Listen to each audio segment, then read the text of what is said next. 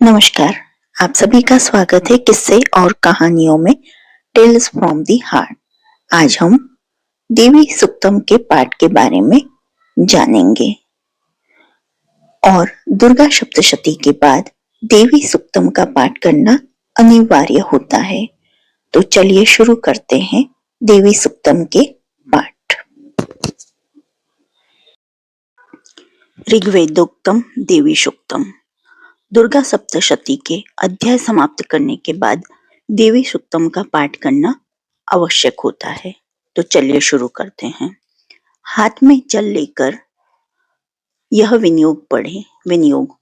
ओम अहमित्यष्ट चर्ष सुक्तस्य वगाम भृणी ऋषि सच्चित सुखात्मक सर्वगत परमात्मा देवता द्वितीया रुचो जगति शिष्ट नाम त्रिष्टु छंद।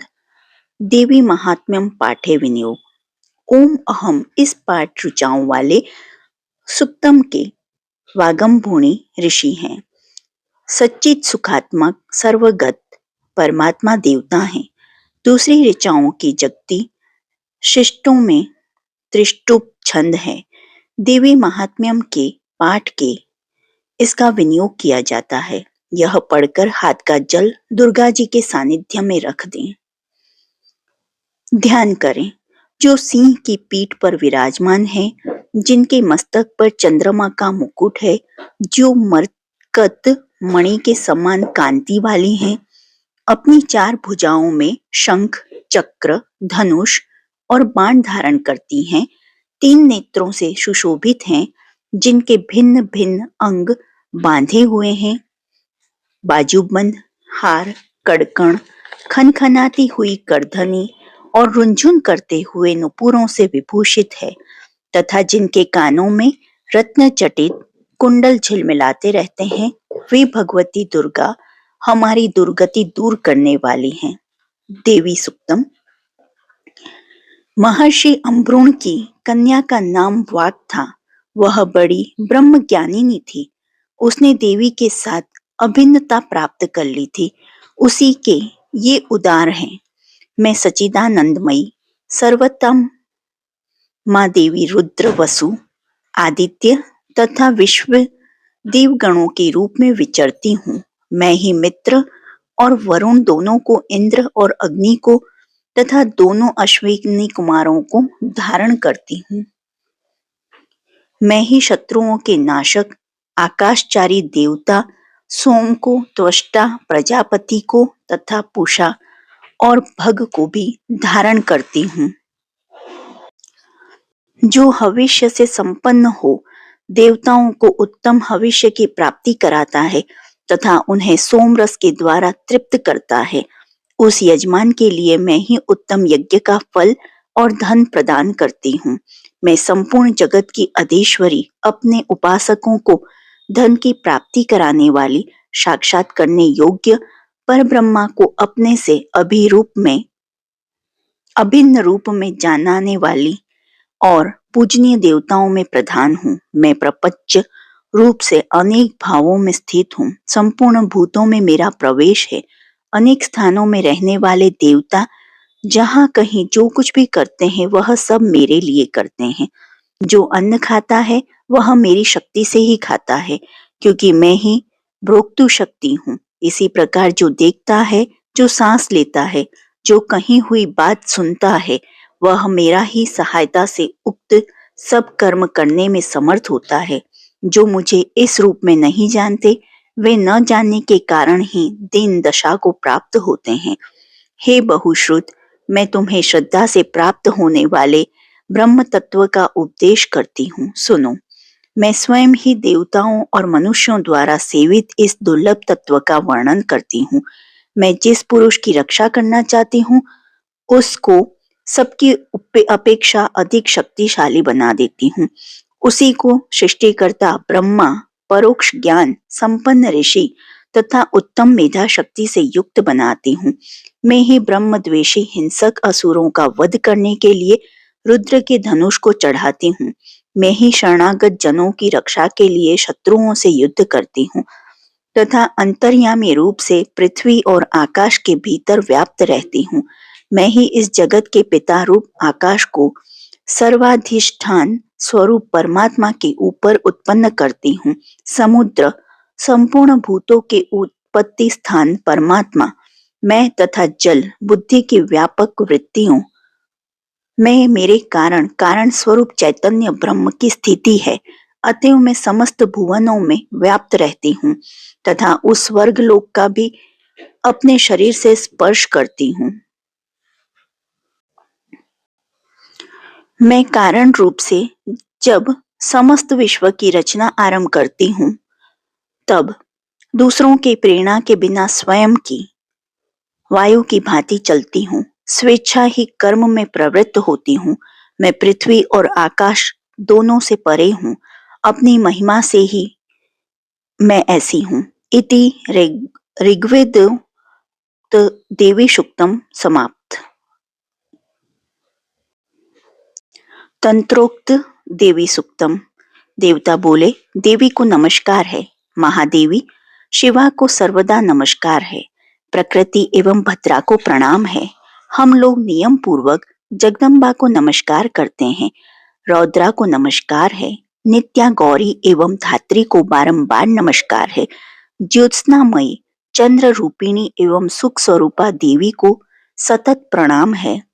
शरणागतों का कल्याण करने वाली वृद्धि एवं सिद्धि रूपा देवी को हम बारंबार नमस्कार करते हैं।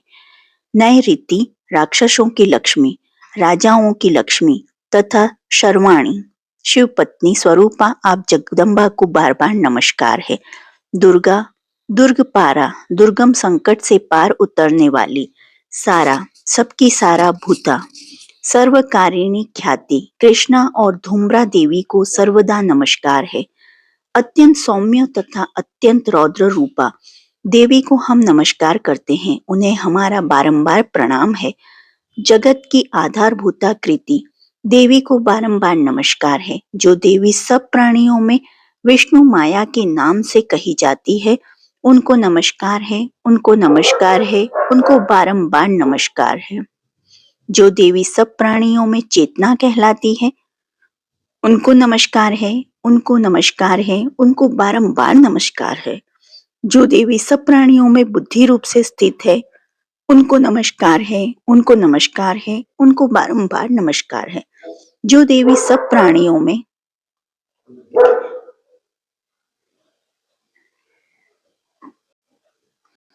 निद्रा रूप से स्थित है, उनको नमस्कार है, उनको नमस्कार है, उनको बारंबार नमस्कार है। जो देवी सब प्राणियों में क्षुधा रूप से स्थित है, उनको नमस्कार है, उनको नमस्कार है, उनको बारंबार नमस्कार है। जो देवी सब प्राणियों में छाया रूप से स्थित है, उनको नमस्कार है, उनको नमस्कार है, उनको बारंबार नमस्कार है। जो देवी सब प्राणियों में शक्ति रूप से स्थित है, उनको नमस्कार है, उनको नमस्कार है, उनको बारंबार नमस्कार है। जो देवी सब प्राणियों में तृष्णा रूप से स्थित है, उनको नमस्कार है, उनको नमस्कार है, उनको बारंबार नमस्कार है।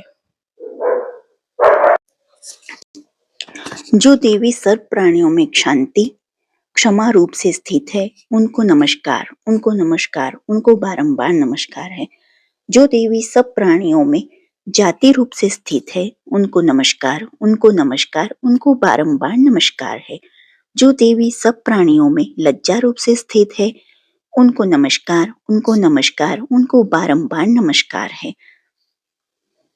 जो देवी सब प्राणियों में शांति रूप से स्थित है, उनको नमस्कार, नमस्कार, उनको बारंबार नमस्कार है। जो देवी सब प्राणियों में श्रद्धा रूप से स्थित है, उनको नमस्कार, उनको नमस्कार, उनको बारंबार नमस्कार है। जो देवी सब प्राणियों में कांति रूप से स्थित है, उनको नमस्कार, उनको नमस्कार, उनको बारंबार नमस्कार है। जो देवी सब प्राणियों में लक्ष्मी रूप से स्थित है, उनको नमस्कार, उनको नमस्कार, उनको बारंबार नमस्कार है। जो देवी सब प्राणियों में वृत्ति रूप से स्थित है, उनको नमस्कार, उनको नमस्कार, उनको बारंबार नमस्कार है। जो देवी सब प्राणियों में स्मृति रूप से स्थित है, उनको नमस्कार, उनको नमस्कार, उनको बारंबार नमस्कार है।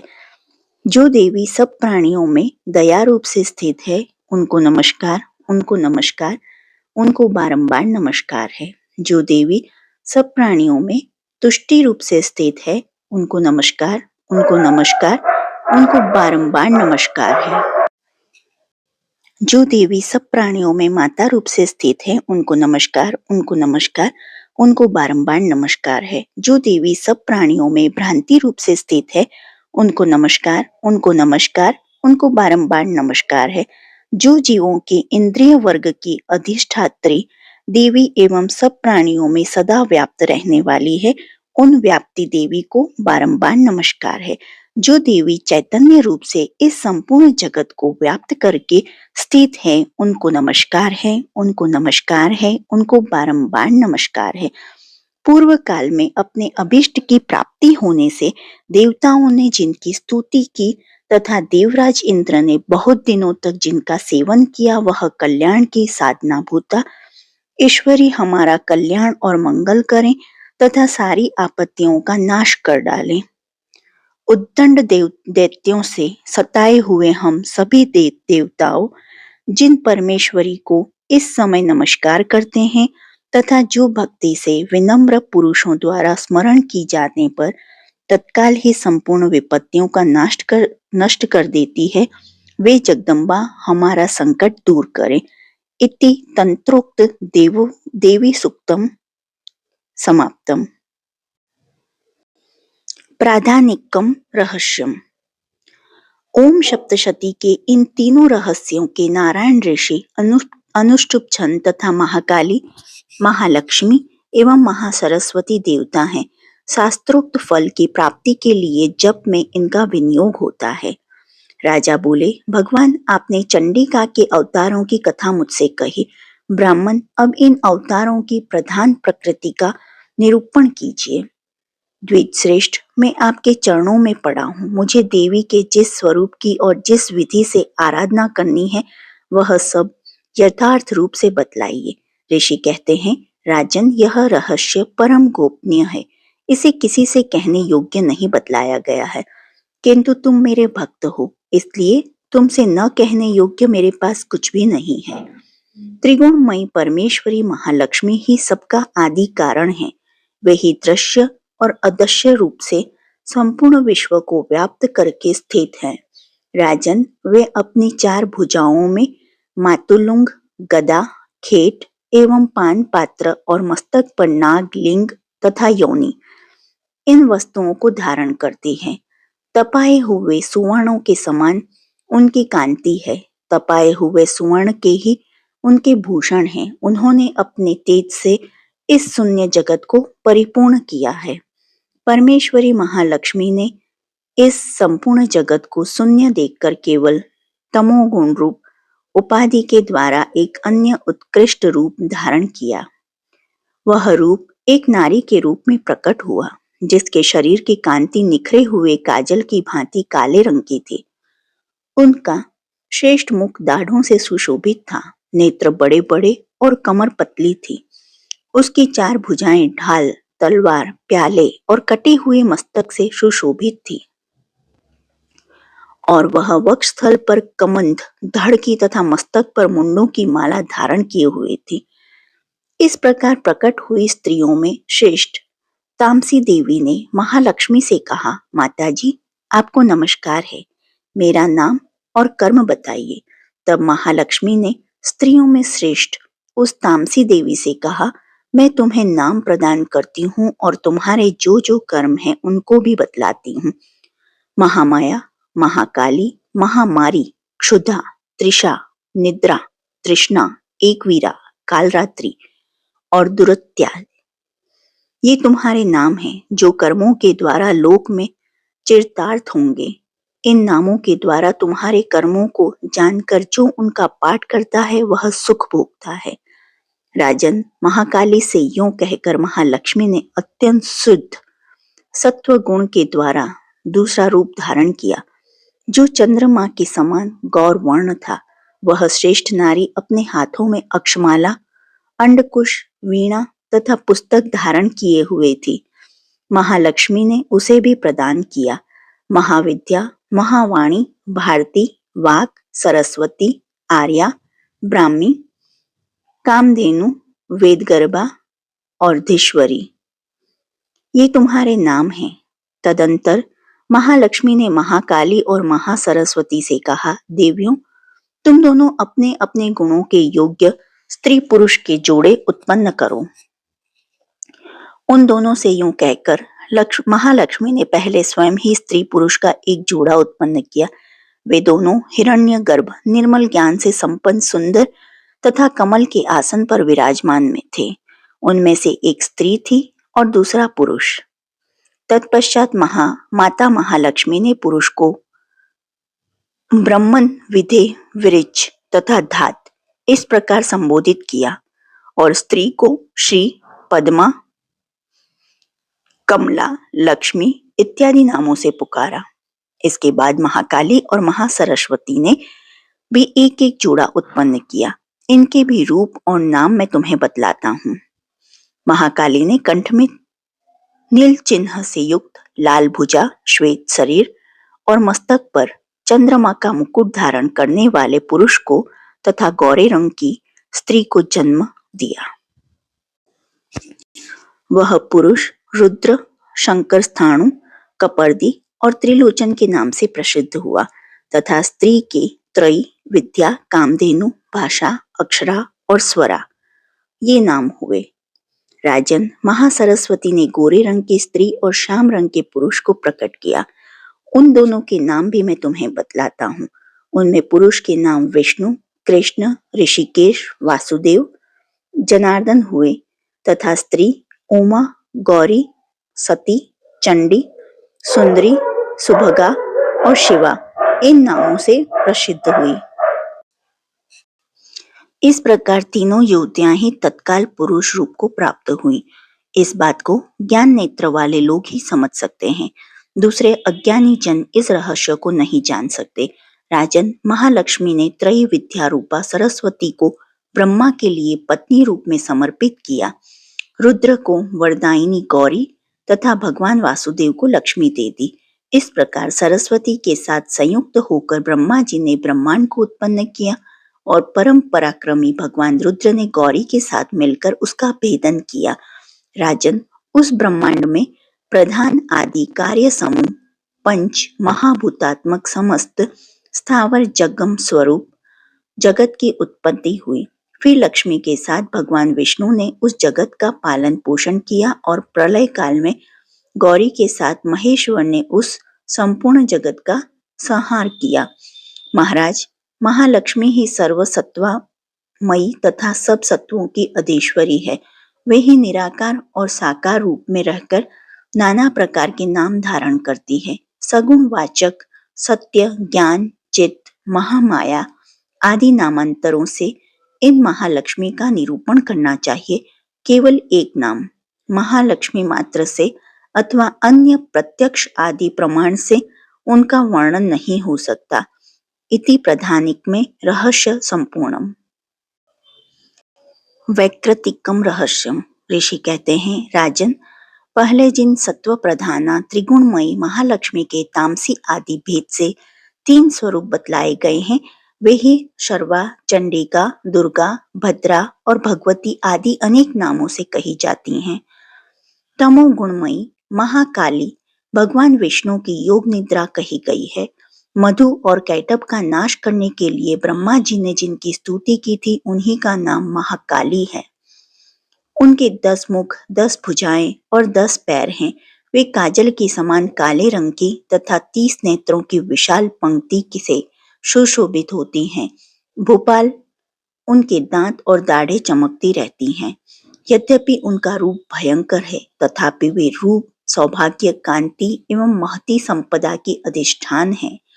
वे अपने हाथों में खड्ग, बाण, गदा, शूल, चक्र, शंख, भुशुंडी, परिध, धनुष तथा जिसके रक्त जुदा रहता है ऐसा कटा हुआ मस्तक धारण करती है। ये महाकाली भगवान विष्णु की दुस्तर माया है। आराधना करने पर ये चराचर जगत को अपने उपासक के अधीन कर देती हैं। संपूर्ण देवताओं के अंगों से जिनका प्रादुर्भाव हुआ था, वे अनंत कांति से युक्त साक्षात महालक्ष्मी हैं। उन्हें ही त्रिगुणमयी प्रकृति कहते हैं तथा वे ही महिषासुर मर्दन करने वाली हैं। उनका मुख गौरा, भुजाएं श्याम, स्तन मंडल अत्यंत श्वेत, कटी भाग और चरण लाल तथा जंगा और पिंडली नीले रंग की है। अजय होने के कारण उनको अपने शौर्य का अभिमान है। कटी के आगे का भाग बहुरंगे वस्त्र से आच्छादित होने के कारण अत्यंत सुंदर एवं विचित्र दिखाई देता है। उनकी माला, वस्त्र, आभूषण तथा अंगराग सभी विचित्र हैं। वे कांति रूप और सौभाग्य से सुशोभित हैं। यद्यपि उनकी हजारों भुजाएं, तथापि उन्हें 18 भुजाओं से युक्त मानकर उनकी पूजा करनी चाहिए। अब उनके दाहिनी ओर से निचले हाथों से लेकर बाईं ओर से निचले हाथों तक क्रमशः जो अस्त्र हैं उनका वर्णन किया जाता है।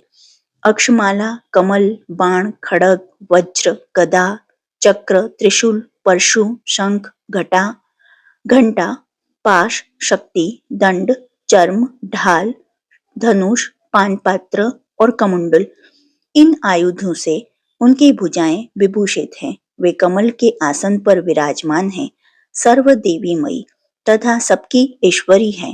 राजन, जो इन महालक्ष्मी देवी का पूजन करता है वह सब लोकों तथा देवताओं का भी स्वामी होता है। जो एकमात्र तत्वगुण के आश्रित हो पार्वती जी के शरीर से प्रकट हुई थी तथा उन्होंने शुंभ नामक दैत्य का संहार किया था, वे साक्षात सरस्वती कही गई। पृथ्वी पते उनके 8 भुजाएं हैं तथा वे अपने हाथों में क्रमशः बाण, मूसल, शूल, चक्र, शंख, घंटा, हल एवं धनुष धारण करती हैं। ये सरस्वती देवी जो निशुंभ का मर्दन तथा शुंभासुर का संहार करने वाली हैं, भक्ति पूर्वक पूजित होने पर सर्वज्ञता प्रदान करती हैं। राजन, इस प्रकार तुमसे महाकाली आदि तीनों मूर्तियों के स्वरूप बतलाए। जब जगन माता महालक्ष्मी तथा इन महाकाली आदि तीनों मूर्तियों के पृथक पृथक उपासना श्रवण करो।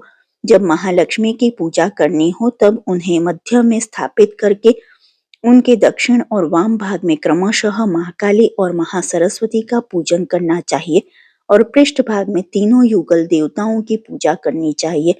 महालक्ष्मी के ठीक पीछे मध्य भाग में सरस्वती के साथ ब्रह्मा का पूजन करें तथा वाम भाग में लक्ष्मी सहित विष्णु का पूजन करें। महालक्ष्मी आदि तीनों देवियों के सामने निम्नलिखित 3 देवियों की भी पूजा करनी चाहिए। मध्यस्थ महालक्ष्मी के आगे मध्य भाग में 18 भुजाओं वाली महालक्ष्मी का पूजन करें। उनके वाम भाग में 10 मुखों वाली महाकाली का तथा दक्षिण भाग में 8 भुजाओं वाली महासरस्वती का पूजन करें। राजन, जब केवल 18 भुजाओं वाली महालक्ष्मी का अथवा 10 मुखी काली का या अष्टभुजा सरस्वती का पूजन करना हो तब सब अरिष्टों की शांति के लिए इनके दक्षिण भाग में काल की और वाम भाग में मृत्यु की भी भली भांति पूजा करनी चाहिए। जब शुंभासुर का संहार करने वाली अष्टभुजा देवी की पूजा करनी हो तब उनके साथ उनकी 9 शक्तियां और दक्षिण भाग में रुद्र एवं वाम भाग में गणेश जी का भी पूजन करना चाहिए। ब्राह्मी, महेश्वरी, कौमारी, वैष्णवी, वाराही, नारसिंही, इंद्री, शिवदूती तथा चामुंडा, ये 9 शक्तियां, 9 देवियां इस स्त्रोत के महालक्ष्मी जी की पूजा करनी चाहिए तथा उसके 3 अवतारों की पूजा के समय उनके चरित्रों में जो स्तोत्र और मंत्र आए हैं उन्हीं का उपयोग करना चाहिए। 18 भुजाओं वाली महासुर मर्दिनी महालक्ष्मी ही विशेष रूप से पूजनीय है, क्योंकि वे ही महालक्ष्मी, महाकाली तथा महासरस्वती कहलाती हैं। वे ही पुण्य पापों की अधीश्वरी तथा संपूर्ण लोकों की महेश्वरी हैं। जिसने महिषासुर का अंत करने वाली महालक्ष्मी की भक्ति पूर्वक आराधना की है वही संसार का स्वामी है। अतः जगत को धारण करने वाली भक्त वत्सला भगवती चंडिका की अवश्य पूजा करनी चाहिए। अर्घ्य आदि से आभूषणों से गंध, पुष्प, अक्षत, धूप, दीप तथा नाना प्रकार के भक्ष्य पदार्थों से युक्त नैवेद्यों से, रक्त से, चिस्स, बलि से, मांस से तथा मदिरा से भी देवी का पूजन होता है। राजन, बलि और मांस आदि की जाने वाली पूजा ब्राह्मणों को छोड़कर बताई गई है। उनके लिए मांस और मदिरा से कहीं भी पूजा का विधान नहीं है। प्रणाम आचमन के योग्य जल, सुगंधित चंदन, कपूर तथा तांबुल आदि सामग्रियों को भक्ति भाव से निवेदन करके देवी की पूजा करनी चाहिए। देवी के सामने बाएं भाग में कटे मस्तक वाले महादैत्य महिषासुर का पूजन करना चाहिए, जिसने भगवती के साथ सायुज्य प्राप्त कर लिया। इसी प्रकार देवी के सामने दक्षिण भाग में उनके वाहन सिंह का पूजन करना चाहिए, जो संपूर्ण धर्म का प्रतीक एवं षड्विध ऐश्वर्य से युक्त है। उसी ने इस चराचर जगत को धारण कर रखा है। तदंतर बुद्धिमान पुरुष एकाग्र चित्त हो देवी की स्तुति करे, फिर हाथ जोड़कर तीनों पूर्वोक्त चरित्रों द्वारा भगवती का स्तवन करे। यदि कोई एक ही चरित्र से स्तुति करना चाहे तो केवल मध्यम चरित्र से के पाठ से कर ले, किंतु प्रथम और उत्तर चरित्रों में एक का पाठ न करे। आधे चरित्र का भी पाठ करना मना है। जो आधे चरित्र का पाठ करता है उसका पाठ सफल नहीं होता। पाठ समाप्ति के बाद साधक प्रदक्षिणा और नमस्कार करें तथा आलस्य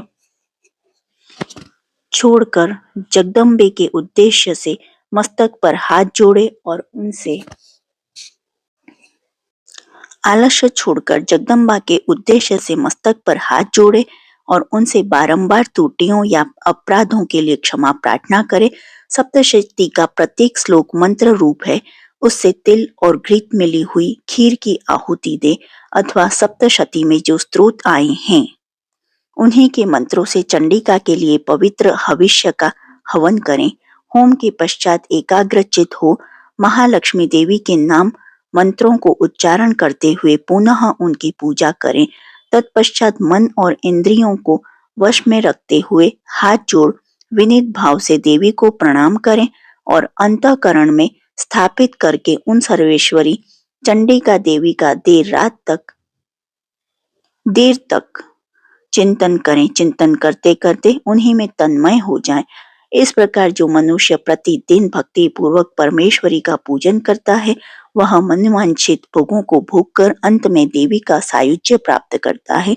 जो भक्त वत्सला चंडी का प्रतिदिन पूजन नहीं करता, भगवती परमेश्वरी उसके पुण्यों को जलाकर भस्म कर देती है। इसलिए राजन, तुम सर्वलोक महेश्वरी चंडिका का शास्त्रोक्त विधि से पूजन करो, उससे तुम्हें सुख मिलेगा। मूर्ति रहस्य। ऋषि कहते हैं, राजन, नंदा नाम की देवी जो नंद से उत्पन्न होने वाली है, उनकी यदि भक्ति पूर्वक स्तुति और पूजा की जाए तो वे तीनों लोकों के उपासक के अधीन कर देती हैं। उनके श्री अंगों की कांति कनक के समान उत्तम है। वे सुनहरे रंग के सुंदर वस्त्र धारण करती हैं। उनकी आभा सुवर्ण के तुल्य है तथा वे सुवर्ण के ही उत्तम आभूषण धारण करती हैं। उनकी चार भुजाएं कमल, अंगकश, पाश और शंख से सुशोभित हैं। वे इंदिरा, कमला, लक्ष्मी तथा रुकम्बा भुजासना सुवर्णमय कमल के आसन पर विराजमान हैं आदि नामों से पुकारी जाती हैं।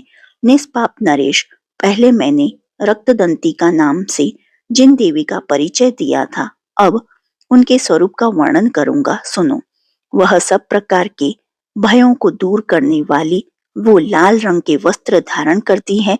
उनके शरीर का रंग भी लाल ही है और अंगों के समस्त आभूषण भी लाल रंग के हैं। उनके अस्त्र, शस्त्र, नेत्र, सिर के बाल, तीखे नख और दांत सभी रक्त वर्ण के हैं। इसलिए वे रक्तदंतिका कहलाती हैं और अत्यंत भयानक दिखाई देती हैं। जैसे स्त्री पति के प्रति अनुराग रखती है, उसी प्रकार देवी अपने भक्त पर माता की भांति स्नेह रखते हुए उसकी सेवा करती हैं। देवी रक्तदंतिका का आकार वसुधा की भांति विशाल है। उनके दोनों स्तन सुमेरु पर्वत के समान हैं। वे लंबे चौड़े, अत्यंत स्थूल एवं बहुत ही मनोहर हैं। कठोर होते हुए भी अत्यंत कमनीय हैं तथा पूर्ण आनंद के समुद्र हैं। संपूर्ण कामनाओं की पूर्ति करने वाले ये दोनों स्तन देवी अपने भक्तों को पिलाती है। वे अपनी चारों भुजाओं में खड्ग, पान पात्र, मुसल और हल धारण करती हैं। यही रक्त चामुंडा हैं और योगेश्वरी देवी कहलाती हैं। इनके द्वारा संपूर्ण चराचर जगत व्याप्त है। जो इन रक्तदंती का देवी का भक्ति पूर्वक पूजन करता है वह भी चराचर जगत में व्याप्त होता है। जो प्रतिदिन रक्तदंती का देवी का शरीर का यह स्तवन करता है उसकी वे देवी प्रेम पूर्वक संरक्षण रूप सेवा करती हैं। ठीक उसी तरह जैसे पतिव्रता नारी अपने प्रियतम पति की परिचर्या करती है। शाकंभरी देवी के शरीर की कांति नीले रंग की है। उनके नेत्र नील कमल के समान है। नाभि नीची है तथा त्रिवली से विभूषित उदर सूक्ष्म है। उनके दोनों स्तन अत्यंत कठोर हैं। अब और से बराबर ऊंचे, गोल, स्थूल तथा परस्पर सटे हुए हैं। वे परमेश्वरी कमल में निवास करने वाली हैं और हाथों से बाणों से भरी मुष्टि, कमल, शाक समूह तथा प्रकाशमान धनुष धारण करती हैं।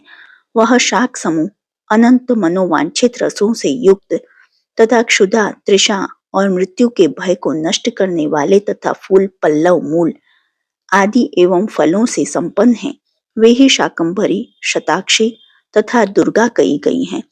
वे शोक से रहित, दुष्टों का दमन करने वाली तथा पाप और विपत्ति को शांत करने वाली उमा, गौरी, सती, चंडी, कालिका और पार्वती भी वे ही हैं।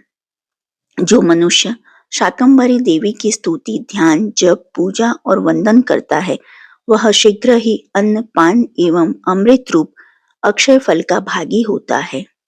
भीमा देवी का वर्ण भी नील है। उनकी दाढ़ें और दांत चमकते रहते हैं। उनके नेत्र बड़े बड़े हैं।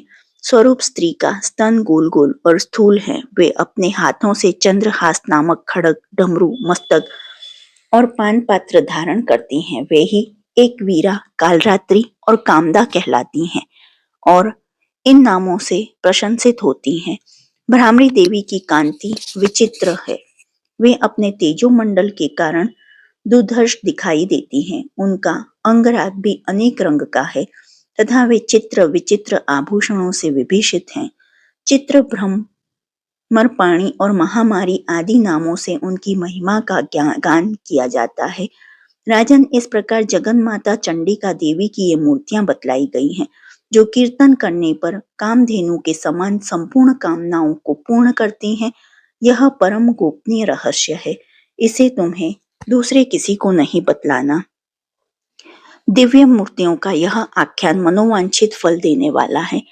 इसलिए पूर्ण प्रयत्न करके तुम निरंतर देवी के जप में लगे रहो। सप्तशती के मंत्रों के पाठ मात्र से मनुष्य 7 जन्मों में उपर्जित ब्रह्म हत्या सदृश घोर पातकों एवं समस्त कल्मशों से मुक्त हो जाता है। इसलिए मैंने पूर्ण प्रयत्न करके देवी के गोपनीय भी अत्यंत गोपनीय ध्यान का वर्णन किया है जो सब प्रकार से मनोवांछित फलों को देने वाला है। उनके प्रसाद से तुम सर्वमान्य हो जाओगी। देवी सर्वरूपी मई तथा संपूर्ण जगत देवीमय, अतः मैं उन विश्वरूपा परमेश्वरी को नमस्कार करता हूँ। अंत में क्षमा प्रार्थना। परमेश्वरी, मेरे द्वारा रात दिन सहस्त्रों अपराध होते रहते हैं। यह मेरा दास है, यूं समझकर मेरे उन अपराधों को तुम कृपा पूर्वक क्षमा करो।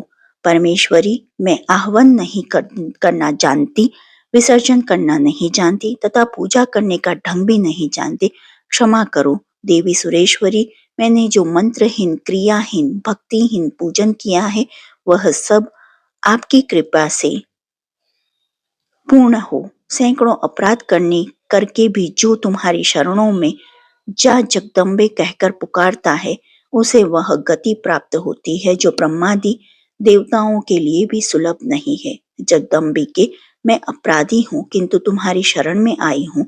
इस समय दया का पात्र हूँ, तुम जैसा चाहो करो। देवी परमेश्वरी, अज्ञान से, भूल से अथवा बुद्धि भ्रांत होने के कारण मैंने जो न्यूनता अधिकता कर दी है, वह क्षमा करो और प्रसन्न हो। सच्चिदानंद स्वरूपा परमेश्वरी, जगत माता कामेश्वरी, तुम प्रेम पूर्वक मेरी यह पूजा स्वीकार करो और मुझ पर प्रसन्न रहो। देवी सर्वेश्वरी, तुम गोपनीय से गोपनीय वस्तु की रक्षा करने वाली हो। मेरे निवेदन किए हुए इस जप को ग्रहण करो। तुम्हारी कृपा से मुझे सिद्धि प्राप्त हो। दुर्गार्पण मस्तु।